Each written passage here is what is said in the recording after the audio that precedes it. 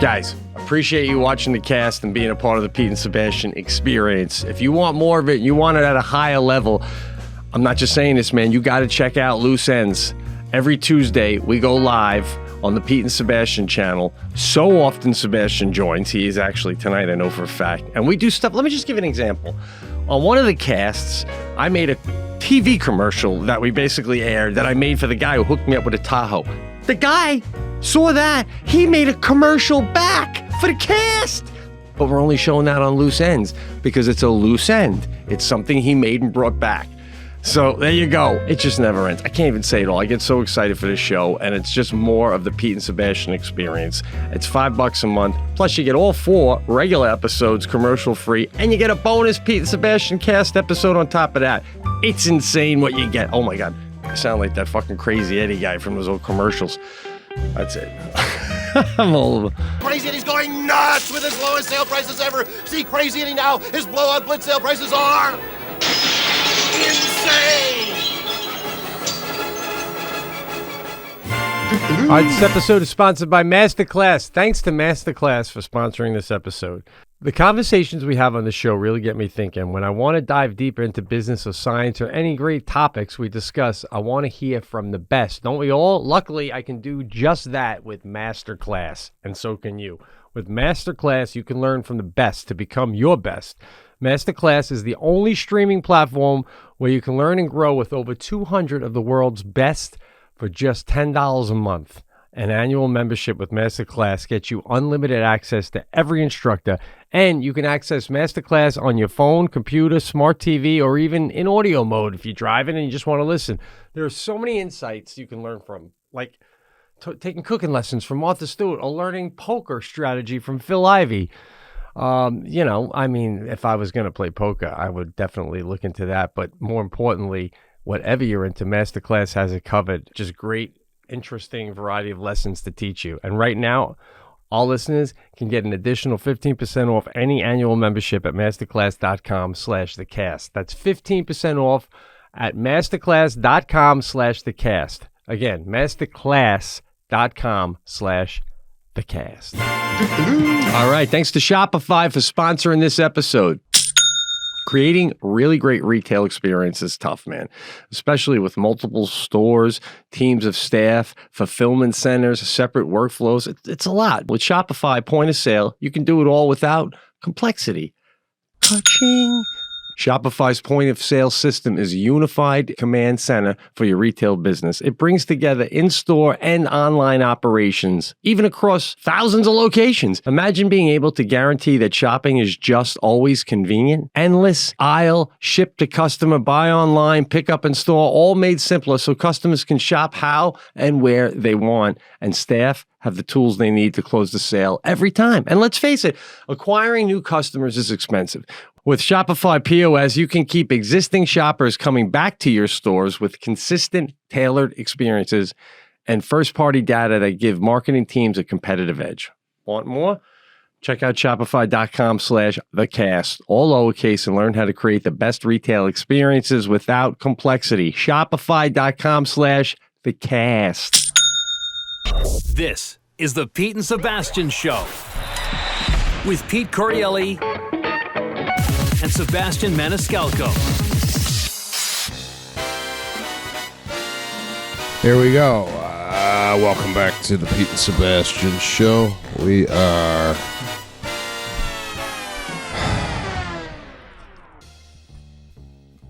What are we? What are we? We're a hilarious show. It's like a talk show. It's like we are over 600 episodes in.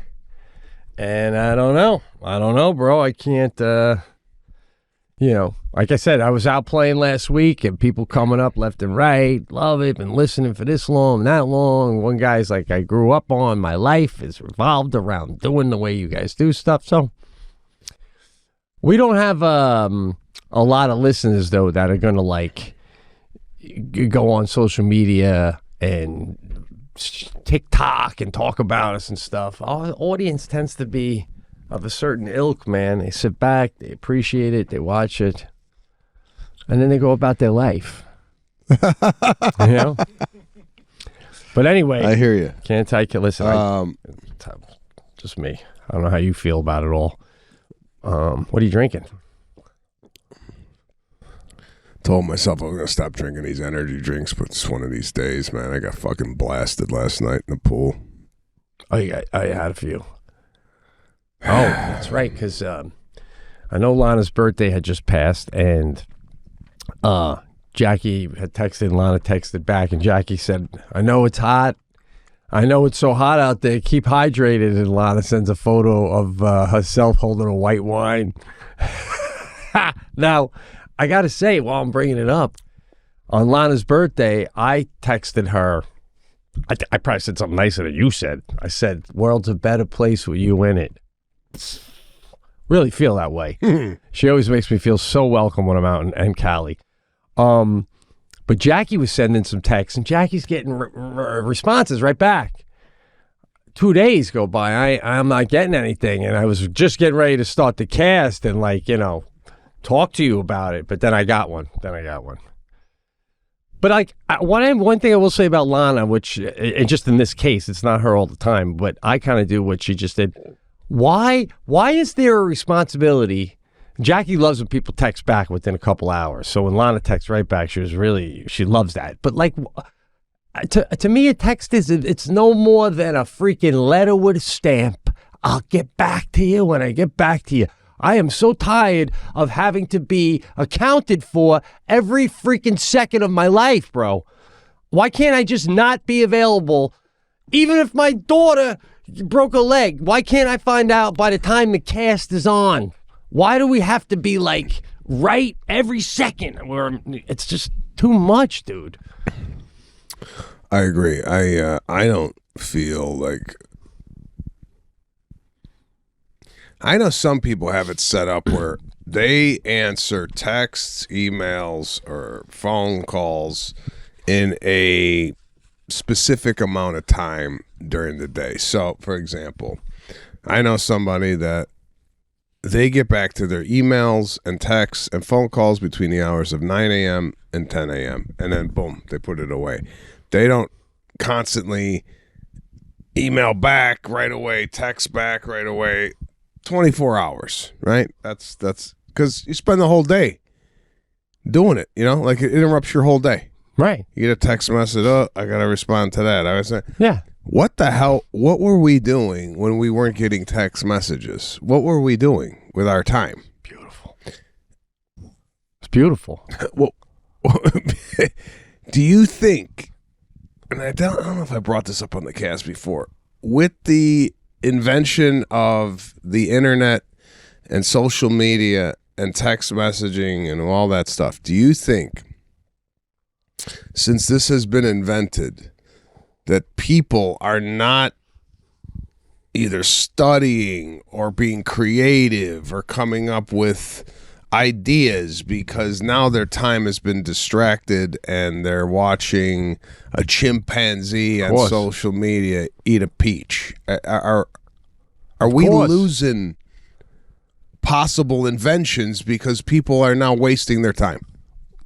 All of it. 100%. I can't even emphasize. When I was on that vacation where we were at that ranch, you have all these rooms, but we would come down into the main lobby of the lodge. You're all staying in the same lodge, but in the lobby of it, there's a big fireplace and couches. Now, it's beautiful outside, so, you come down, maybe you stand by the fire for a second with your coffee, and you go about your day. There was one girl, I can say it now, a few weeks have passed. She had to be 17, 16. She was with her family. It was crazy, dude. Every second of the day, when you'd come back up to the lodge to get something to come down, she is sitting on a couch in this dark lodge, and it's beautiful sunny outside with a lake and with a million things to do. And you'd pass her on the couch, and you could look over her shoulder, and she's just constantly swiping up, watching nothing on Instagram. And then one time, and I would tell Sadie every time, because I call it the disease, and I'm like, dude, it's like, I go, look at her, she's got it full on. And it's like a zombie. Okay. And then the mother comes in at one point, and I happen to be in the lobby, and I'm fake reading that Weston book, because I'm like, I gotta hear this shit. Thinking the mom's gonna tell her to shut it down. And the mom goes, "Are you going to come for lunch?" And the girl's like, "Oh, I don't know." All right. So I come back down 2 minutes later. The mom's hovering over her, looking at her phone. And the girl's looking at hers. I'm like, "Get rubbed off. Not on my." So whatever we used to do before cell phones, you ever just do that? The problem is everybody else on their cell phone. So it's almost like you're having an out-of-body experience. You're standing there, and everyone around you's got the disease. You used to talk to the other guy. Anyway. Yeah, it's unbelievable. I mean, I what happened to just kind of wondering, like yeah, just like it's great. I remember like we used to get in like a debate over whatever at the kitchen table, and someone goes, "Oh, when did I give you an example? Like when was the Sears Tower built in Chicago, right?" And then someone would say, "I think it was around 1912." And then someone would say, "I think it was maybe 1920." But you know who would know? What? And then you would go, Uncle Frank would know, right? But Uncle Frank went to bed, right? So you couldn't call him. So... yeah, next time I talk to Uncle Frank, I'll ask him, right? Yeah, and then it wasn't you didn't need to know right away, right? It was just like and then when you saw the person the next time, you go, "You talked to Uncle Frank about the Sears Tower?" "Yeah, he did. He said it was 1929." Right? And that could have been 3 months. Beautiful. I know. No, your example is perfect. And then you go, "You know what Uncle Frank told me he knew because his great grandfather." Blah worked on it. Yeah, he came over from the and now you're getting back history of your family or whatever it may be. And the other thing I like about your example is how sometimes you didn't know. We just resolve ourselves to that like, I don't know. Like instead of getting an answer. It was just a better time, bro. It was a better. I can't express it enough. I can't stand all that instant. We've talked about it. People proofreading you. I got a family member who does that.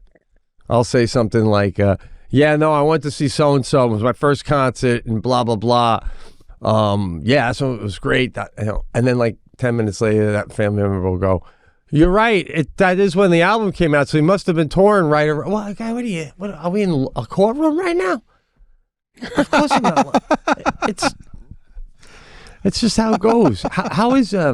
We're taping on Monday for the listeners, and obviously you're 3 hours behind, and I know your kids are in school now, and Mondays in our family, Monday mornings with school and everything, it's not, nobody really talks, nobody's happy, it's just like the worst. We're all like, Monday sucks. And then once you're up and breakfast is over, I'm taking the kid to school, we all just start to go, all right, the worst part's over, but... How's Monday morning in the Maniscalco household? Is it just perky and fine? It's fucking happy. Happy? My kids at this age love school. Now, I don't know if that's going to change or what. Yeah. Serafina's excited to get homework. She's like, "I'm getting homework this year. I can't wait to get homework." Ah, that's cool. Now, that's cool. Growing up, homework was like a drag, wasn't it? Yeah, absolutely. And then like what would bother me sometimes is with these teachers, I'm like, you guys got to communicate. If you're going to hit me heavy with a lot of English, then you got to tell the science teacher in the lunchroom when he's making his tea that you got me locked down for an hour so he can't hit me with anything that, like, so then you get the days they all give you a lot of homework and you're like, what are we doing here? I don't really do a lot of that shit anyway. I didn't do a lot of that. Well, we already talked about that, but like the thing too is it's sunny in the morning where you are still? Like as soon as you wake up, is it already sunny? Yeah, it's already dark here, man. I'm already doing that dark shit.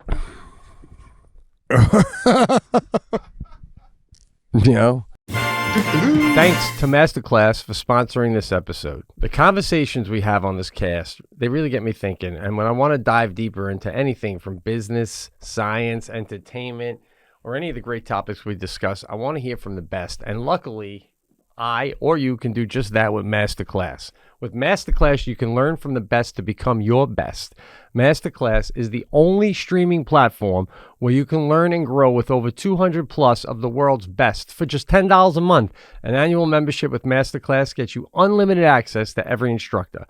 And you can access Masterclass on your phone, computer, smart TV, or even in audio mode. And the classes really make a difference. 88% of members feel that Masterclass has made a positive impact on their lives. Wow. There are so many insights you can learn here at Masterclass, like thinking about small habits with James Clear or learning leadership from Coach K. Whatever you want to learn about, Masterclass has something for you, and with masters to teach it. And right now, our listeners get an additional 15% off any annual membership at masterclass.com/thecast. That's 15% off at masterclass.com/thecast. One more time, masterclass.com/thecast. Thanks to Shopify for sponsoring this episode.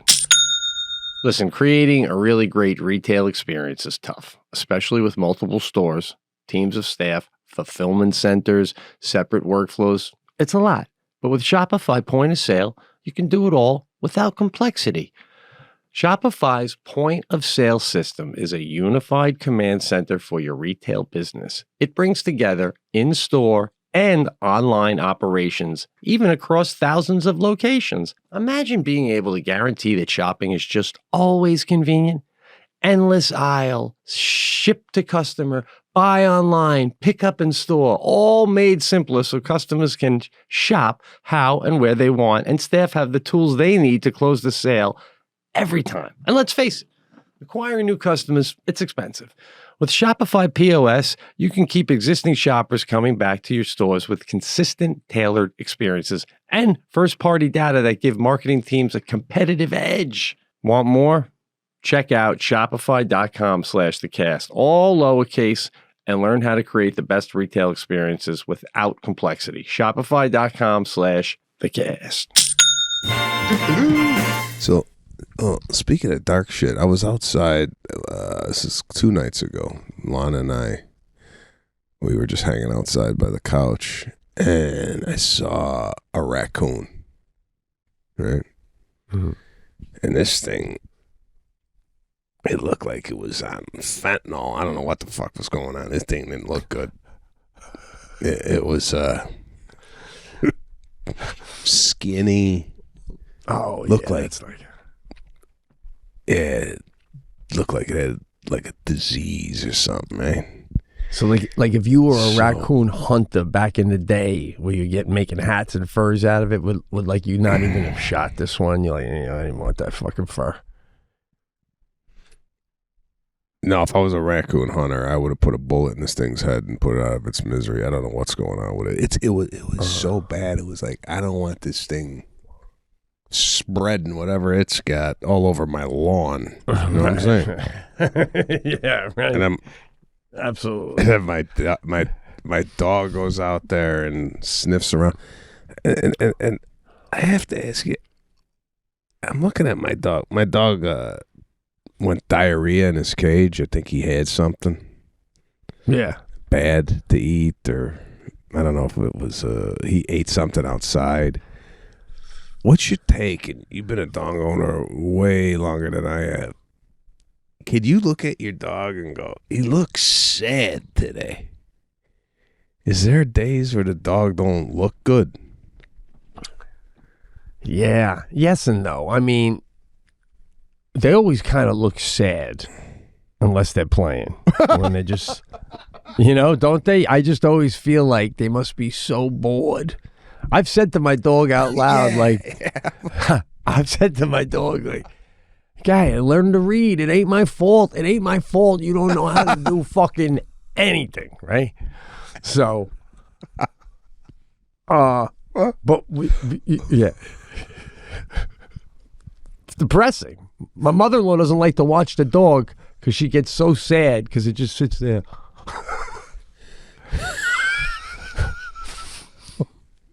Well, we take it out. It goes for a walk. We throw the ball. But after that, what do you like? What do you do? man, what the fuck are you supposed to be doing with this dog? It's laying down on his little bed. It's just laying there. And I'm like, is he happy? Or is he like, my God, fucking someone do something with me?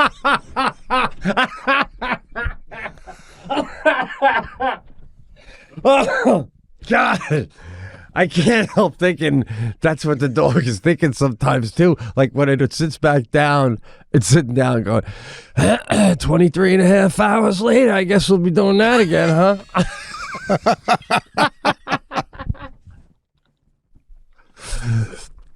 I try to set my dog up like an elderly relative in a wheelchair where if it's nice out, I'll put the dog mat and a pad on the driveway with a gate.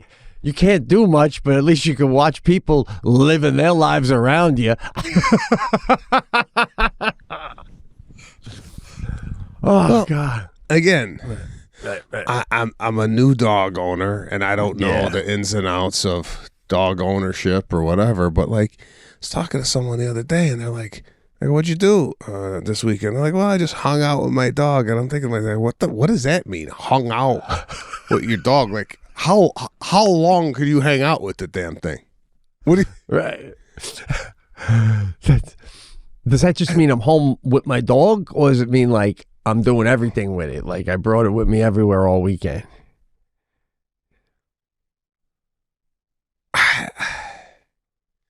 I don't know. I don't know. Like this is where I'm at, and maybe because it's a puppy still, and it's still, you know. So I throw him the ball, right? Go get it, and it comes back. I fight it out of his mouth, throw it again. So I do about 4 throws, right? The 5th throw, he looks at it, and he don't move. He goes, fuck that, I ain't going to get it again, right? Mm-hmm. So I'm thinking, is he bored going to get it? I always thought a dog stopped fetching when I stopped throwing. But my dog's telling me 4 throws is my limit. After that, you go get the fucking thing, right? Right. So, yeah. Right. Does the dog tell you when it's done going to get the damn thing? Have you had this? Yeah. Mine is like yours, because I take mine every morning. I drop Sadie off at school. I have the dog. And then I take it right to, I have like 4 different fields. I pick a field. And I have a rubber blue racquetball. And as soon as I park, the dog jumps out and it dumps, which is great. I don't have to deal with the first dump. That's way out in the woods or something. And then most days it comes back over after a little while and it's waiting for me with the ball. And I'll throw it. And usually, like what you're saying, usually he gets it 2-3 times. And then he'll like just drop it somewhere and sniff around and not be interested, not look back at me. Then there's days he'll do it like over and over and over. And then there's days the first toss, he looks at me and he doesn't even go for it. But no matter how it works, the minute he's done, I'm done. The minute he's done, I take that ball, I put it in the car, and I'm like, you can sniff around a little longer, but we're not doing that anymore. I'm not trying to talk you into this shit. And I feel not bad because if he don't want to play, why should I feel bad if I'm not playing? He likes his walks. But whatever you do, this is the last thing I want to say as far as I'll let you talk here. I'm talking too much, but bro, don't fall. And I could see Lana being a softie for this. Don't fall for the let's get another one. So they, you know, I joked with a guy. They're already talking about this. Oh, what do you? I said this is. You think they're gonna play mahjong or cards together while you guys are gone? They stare at each other. Now you get, dueling, depressed dogs. But then you don't feel bad, right? You're like, it's not my problem. He's right there. If you guys don't want to hang out, then maybe that'll make you at least not feel guilty. But well, I don't know. I get this like kind of. He's laying down, and he loves food. This fucking thing, I swear to God, it's like he's food motivated, which I know a lot of dogs are, but this, I've never seen anything like this. As soon as I open the refrigerator, he's up, like looking for. He's This fucking thing got on the table yesterday. Started eating a fucking tostada.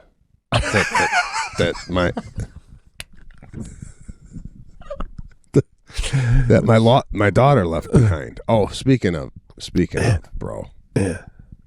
I almost wished that we could get the security footage from the grocery store on this, but my kids were like acting up at the grocery store yesterday. They were like a little hyper, you know, they're like excited, and I'm like, all right, you know, but they were kind of hopping around. I go, hey, say ain't a playground. Tone it down. You know what I'm saying? Yeah. Just a little too, like, you know, especially boys sometimes, they're not really in control of their body, and they could like knock something over and not know it. So I was trying to prevent all this. So we're in the aisle, and Lana, and this is partially your fault, of course, I didn't say it was. I'm going to say it to you here on the cast. I didn't open my mouth yesterday because I knew it was just one of those things. Just keep your mouth shut. She had like 5 olive, you know, for olives. She wanted to make blue cheese olives, so she had 5 of them that she had brought over for me to look at. And I go, that one. And then when she was going to go put them back, we were in the aisle, and she had all 5 of them there. And I'm like, in my head, I'm like, what the fuck are you doing? This is glass. You got 5. You don't really have control of them. Yeah, and of course, Caruso was kind of like, mommy. And next thing you know, boom, cracks in the aisle. Now, I have to say, I have 51 years of never dropping anything at the grocery store where I had to go tell the people, clean up aisle 6. I've never. Have you ever dropped anything that broke in a grocery store? Probably, but I can't remember off the top of my head. But man, it's been a while. And then you know, everyone's looking at you. I see somebody break something though in a grocery store, instantly white trash. That's the first thing that comes to my head. That's it. That's what I think, right? And now we're white trash in aisle 3. I got fucking olives on the floor, and then I'm thinking to myself, oh God. Yeah, but if you walk away, that's white trash. But if you go and get somebody, that's an accident. These things happen. These things happen, man.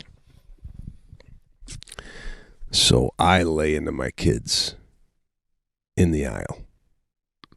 I go, and while Lana goes and tells the store that there's been a break, I tell the kids, I go, get over right now. And I don't do it. I don't do a yell out in public. I don't do a yell.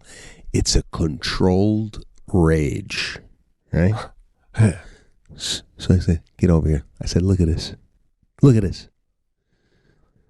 I go, I was telling you earlier, stop jumping around. This isn't a playground. And now look at what happened.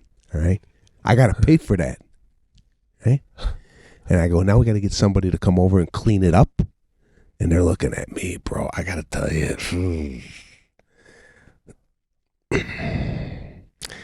The respect that I get from these 2 kids when I get into this like rage mode is God, bro, I almost want to film it and put it up there and put it on like you brought that George Washington book on the Patreon of like how to live your life. I want to put these little snippets of this is how you parent, right? Yeah. So I laid into them, and then we go to check out, right? And I'm still fuming, but they're like, you ever do something to Sadie, like you reprimand her, you discipline her, and then she like says, "Hey, Dad, do you want to go to like," and you ain't there yet, like you ain't out of the fucking rage moment. So that's great. We get to checking out. We get to checking out. They're like, Dad, can I go? We ain't there yet. I'm still with the olives. Like, don't be friends with me just yet. It's like it's gotta like you gotta earn it now. You can't just come back into normal life. We gotta build into it. Like I need a couple more sorry daddies. before I come around. I was going to ask you, is it something you say to them? Like, do you finally give a little like, finally some sun? Say that one quip so they know Dad's back. Dad's back. We're back to Yeah. Let me do it, though. Let me do it. You can't dictate like when we start acting normal again. Yeah. So, well, it's gonna be neat though when you get older, especially with your daughter, who's gonna be, just the apple of your eye, because sometimes she's gonna be like telling you to calm down, and then you got to go. Am I a hothead? Am I wrong, or is it because your daughter's gonna be able to break you down a little bit more than at certain points? Like, I'm still a little lost though. Why are you yelling at them? You felt they got in Lana's way or something? Did I mishear the story? Crusoe was kind of poking at her, and she lost control of Crusoe was hanging on her arm, kind of. Oh, okay. And that's why she lost control. But she shouldn't have had 5 jars in her hand to begin with. But and it sounds like Seraphina's just getting caught in the crossfire too. Like, why is she getting? Well, okay, this is something that you're not aware of because you don't have multiple kids. She was acting up earlier, and I told him to settle down. The fact that he did it, I lump her into it so I could get a dual discipline at once. Right? Now, Seraphina's even telling me during my disciplinary rage, she goes, Daddy, I didn't do anything. I said, you were invited. Like, I make it look like you were at the scene of the crime. It don't fucking matter if you didn't pull the trigger, right? You were there. You got her on the RICO Act. So that's what that is right there. It really is. And by the way, you don't think I saw you doing it earlier? I saw you do it earlier, right? So that's for before. Yeah, no, you got to. Yeah, that's what I'm saying. Like I said, this very well could have happened 10 minutes ago. You were lucky it didn't, but now that it did, it's everybody's fucking fault. Yeah. Now get in line. So we got in line, and then of course, listen, my daughter, she goes, Daddy, could I do the pay? Because she likes to pay. When we go, she wants to put the credit card in the thing and take it out. And of course, after she said that, you could do that. She did it. Oh man, big softy. The old man's a big softy. Well, I'm not a softy. When I need to be firm, I'm firm. Yeah, no, it sounds like yeah. I'm telling you, these parents, it's amazing what the behavior I'm seeing at school with some of these kids and how they act. And I'm like, that's some of these parents that are younger, in their mid-30s, the fathers, just weak men. They throw their hands up and they're like, oh, what am I supposed to do? You're the fucking dad. What do you mean, what are you supposed to do? Get involved, bro. Yeah. Speak up. Yeah. Get hot.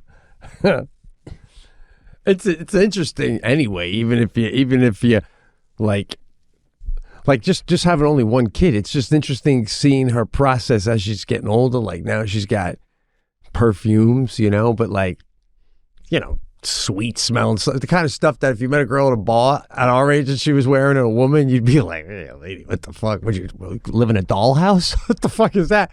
But when you're 11, and she, so I'm like, the other day I'm asking, I'm like, so is it every day with the perfume, or like do you have certain ones for certain days with certain people? I'm like just trying to dissect it all as she's getting older, man. I'm just saying, there's nothing there, but it's like, yeah. What? Now, speaking of perfumes, if somebody's got a perfume on that is bothering you, is it okay to tell them, hey, the perfume you wear, it fucking sucks? Or do you just have to be around it? There's someone in my life that has perfume that's awful. Right. I would say it has to be your wife of your kid, right? Wife or your child. Maybe your mom. I don't know. I don't even know if I tell my mom back in the day.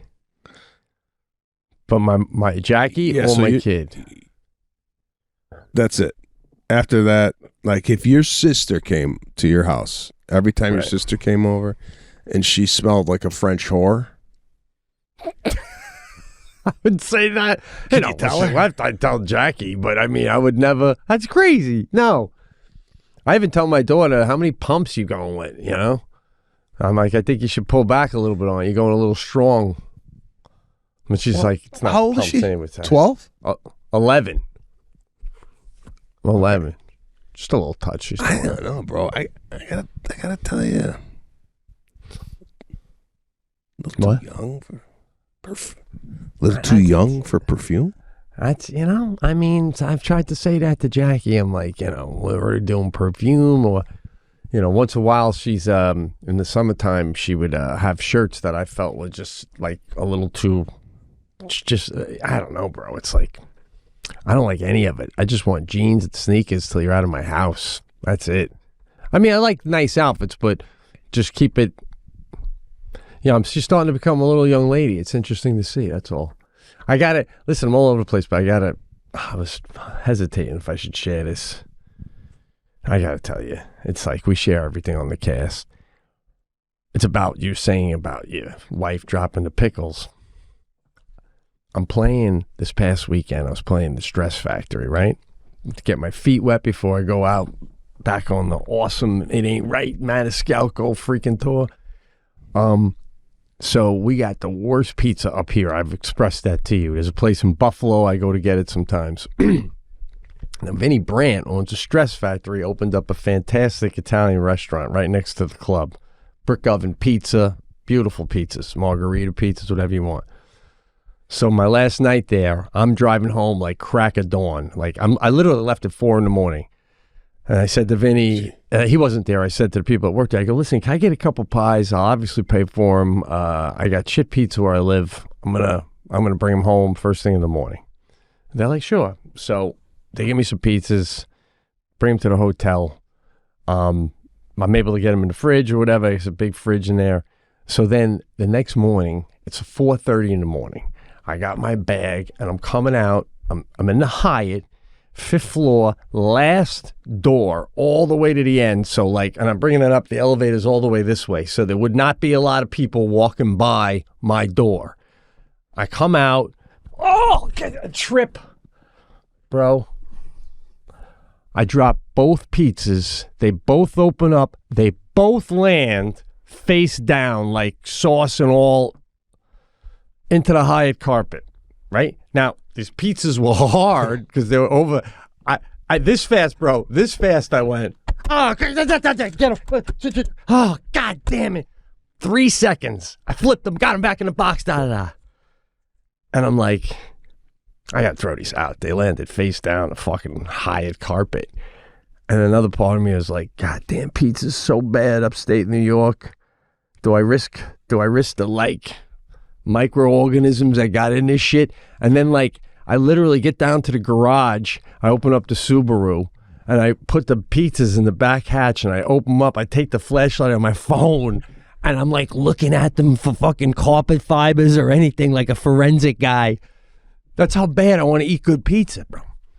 So I go, fuck it, I'm taking this shit home. I don't give a shit. I take it home. Now I'm deciding, do I tell my wife and daughter that this shit fell on the Hyatt carpet, or I don't want to ruin their pizza, or is that like, if you love somebody, I mean, can you? So I come home. Jackie's out with Sadie doing something. I put all the pizzas in plastic bags. I put them in the freezer, in the fridge, because we're gonna have them that night. And I even had told them the day before, Daddy's coming home with good pizza, and they're like, awesome. So I eat one cold right there on the spot just to see if there's any taste or dirt. You know, I'm like, tastes great, but in my head I'm like, fucking carpet. So then Jackie comes home, and I'm like, listen, I got pizza. And I go, listen, I don't want Sadie here. And I told her how I dropped it and everything. And she goes, I'm not eating that COVID pizza. So I'm like, fuck. I literally start to throw it and take it out of the fridge and put them in the garbage. And I go, Jack, it was like 2 seconds. The cheese was all hard. There's not even a lot of sauce. I just don't think there's anything.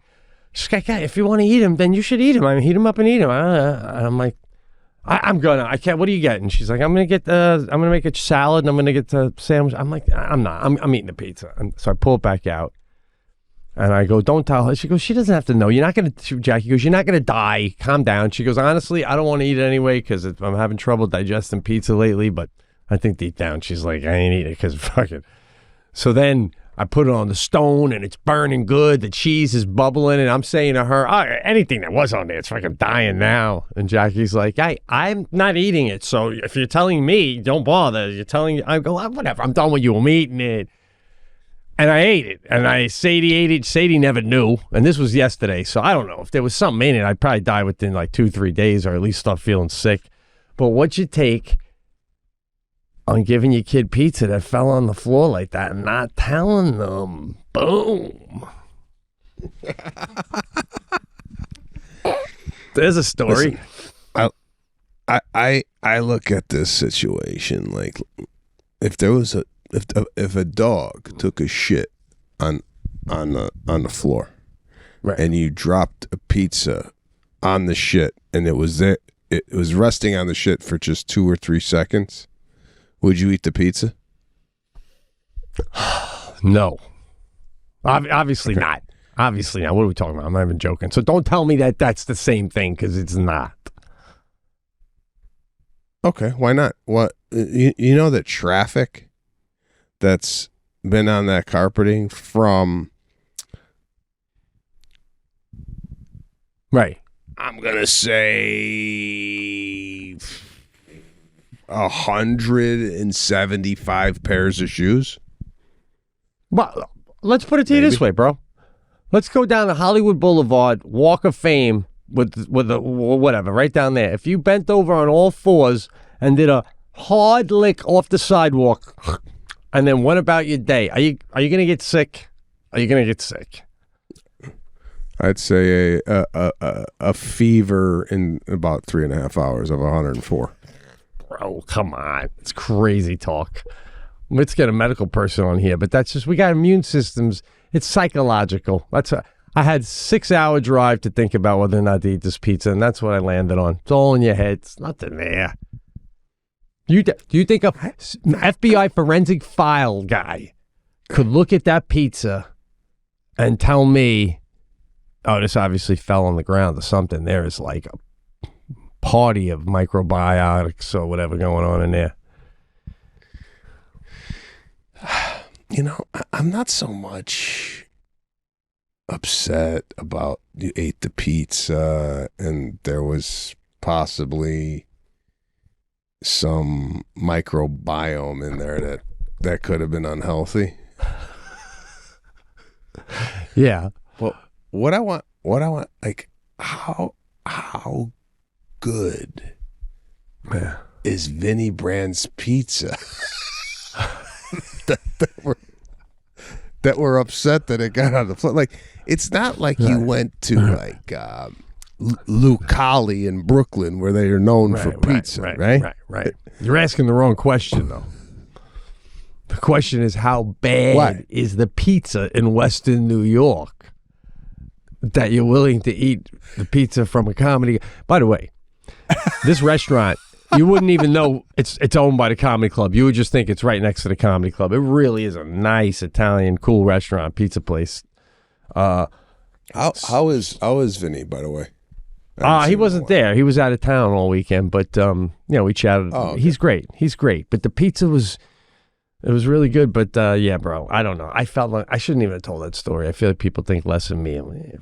But goddamn, that's all right. I mean, I'm sure people aren't judging you based on you giving your daughter pizza with Hyatt dust on it.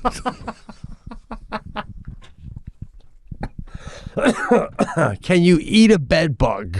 Is there anything wrong with that? That's what I'm, Yeah, I don't know. I mean, I don't know, bro. Yeah. Anyway, I don't know. Listen. I dropped a vitamin on the floor the other day of my own house, and I threw the vitamin out. Oh, wow. Wow. I thought you were going to make me feel better and tell me that you ate it and that it was in a lobby of a hotel or something. I don't know. Oh, yeah. Have you ever thought about a family crest? Like a symbol? The Maniscalco symbol?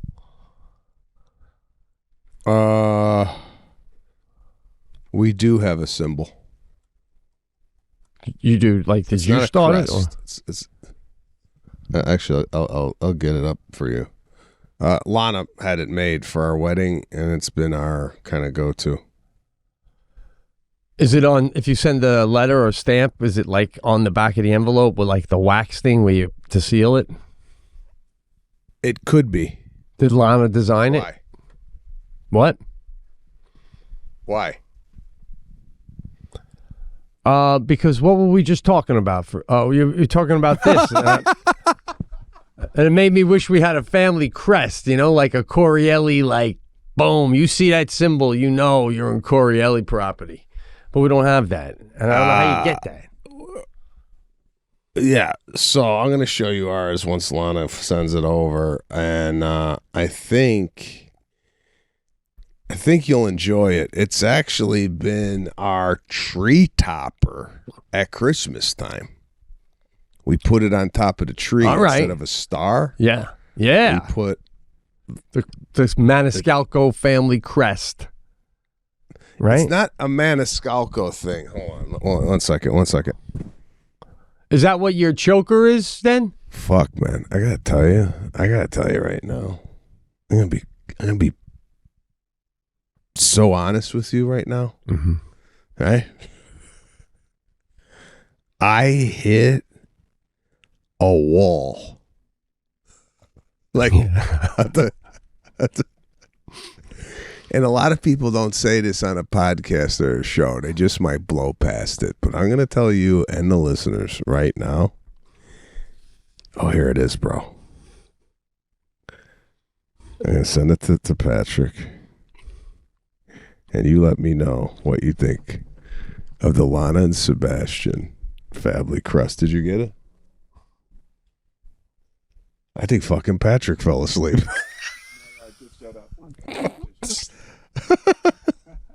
Okay, it's sent. Oh, yeah. Dig it. Now, do you know what it is? What is it? It looks like an L and an S. Yeah, it's an L and an S. All right, man. And it's a heart.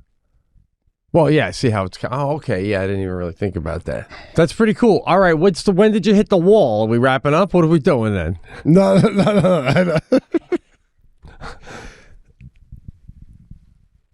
I hit the wall right before the family crest conversation. Yeah. Right? Yeah. And if you told me right now, if you asked me, can you fall asleep within 2 minutes? I would say yes. Oh, wow. I believe it. Okay.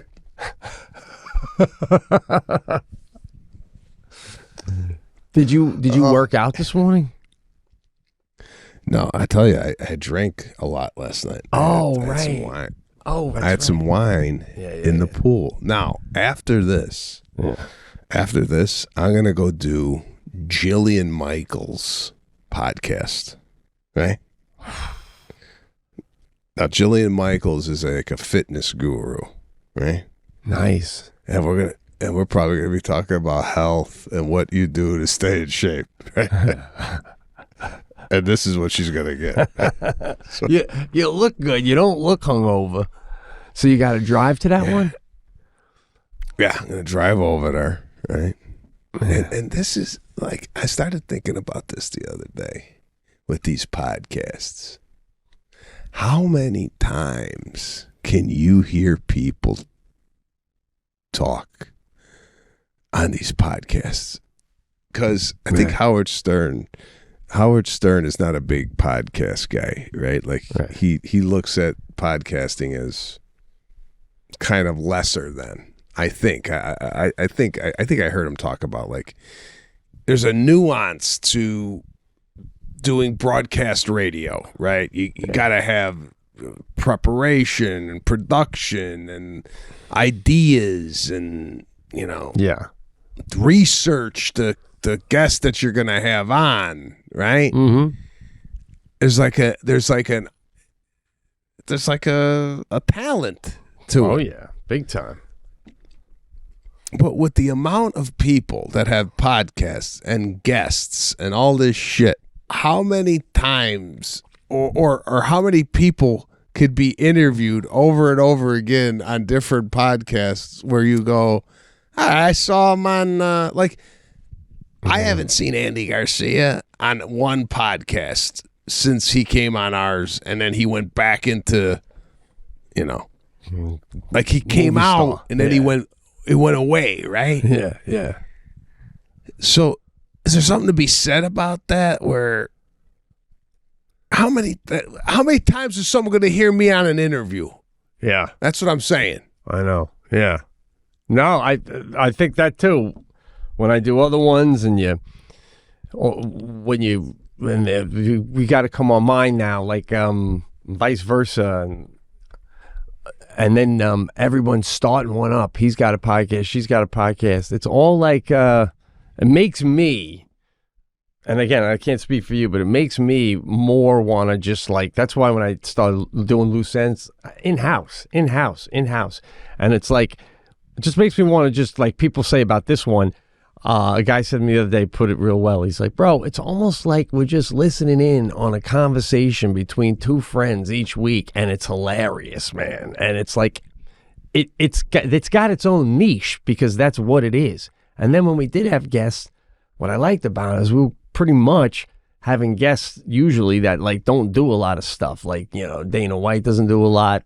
Carrot Top never does. Garcia doesn't. Spade doesn't. Leno doesn't. So if we're going to have one, it's like, oh, where's this person coming from?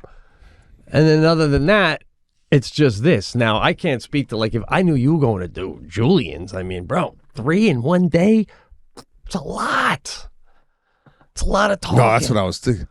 I think that's why I hit a wall, because I actually just thought about going over there going, man, I got another hour of, like, talking, and I don't know what the hell we're going to be talking about. I don't know, bro.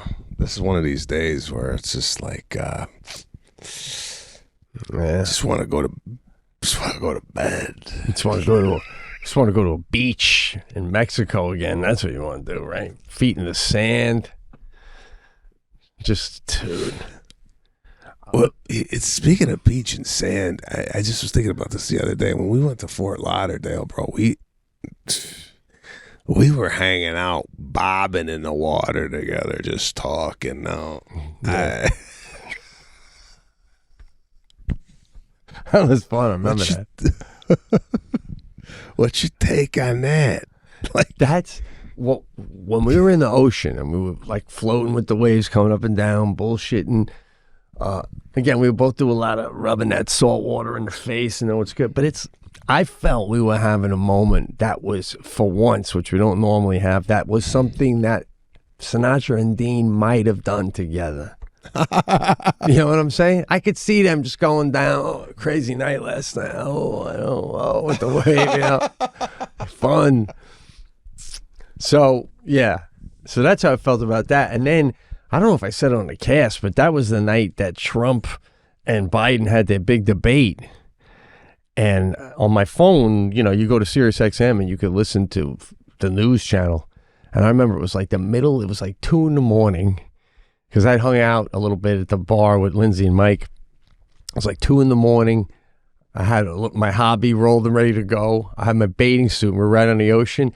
I went out and I was in the water up to my waist with my phone, and I was listening to the debate with a beer in the ocean, smoking, just hanging out at 2 a.m. And I'm like, I was having a moment. What debate? It's no fucking debate a year ago between Biden and Trump. No, it was recently when we were gone. Remember when Biden got like confused and stuff? Yeah. I was still in Fort Lauderdale. Where are you at? Oh no! Now I'm sorry. I meant to say now when we went back on your tour and we were we had those hotels on the beach. That's what I meant. I'm sorry. Oh yeah, no. Where was that? Oh, Jacksonville. Jacksonville. Yeah. Sorry, man. Okay, I forgot. I was getting those two confused myself. But yeah, we haven't hung out really on tour since that Vegas one. We haven't really done anything yet. But no. Well,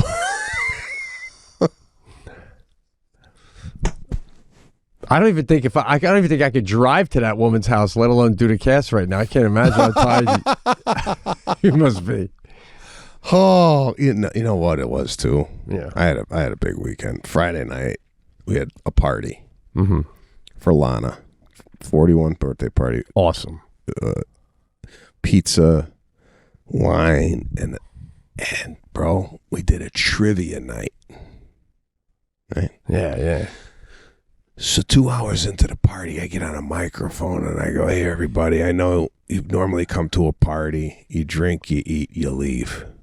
But this party is going to be a little different because we've separated you all into 7 teams of 5, and we brought in this English guy that does trivia night. Now, it's not like awesome trivia.